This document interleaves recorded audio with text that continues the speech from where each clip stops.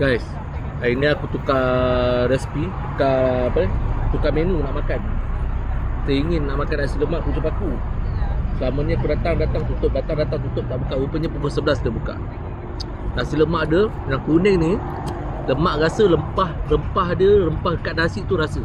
Lepas tu yang putih, lemak dia rasa nasi dia macam biasa, tapi lemak tu yang best. Dah kata nasi lemak memang best. Lepas tu pucuk paku dia memang sedap. Rasa memang pucuk paku goreng memang sedap gila. Lepas tu aku ambil daging, pucuk paku, telur mata, lepas tu telur rebus biasa, kacang, ikan. Dan bini aku ambil paru, telur mata, pucuk paku macam biasa, telur rebus macam biasa. Yang tu bini aku makan. Nasi lebih, dua-dua nasi lebih. Total harga RM28. Kau rasa berbaloi tak? Dengan banyak lauk, harga RM28. Bermakna satu makanan bersamaan dengan RM14. Aku rasa ini antara nasi lemak yang murah aku pernah makan, dan yang sedap, murah.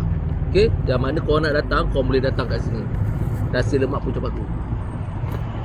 Berhadapan dengan Shell Batu Cave. Berhadapan Shell Batu Cave. Okay, apa-apa, jumpa dalam review yang akan datang.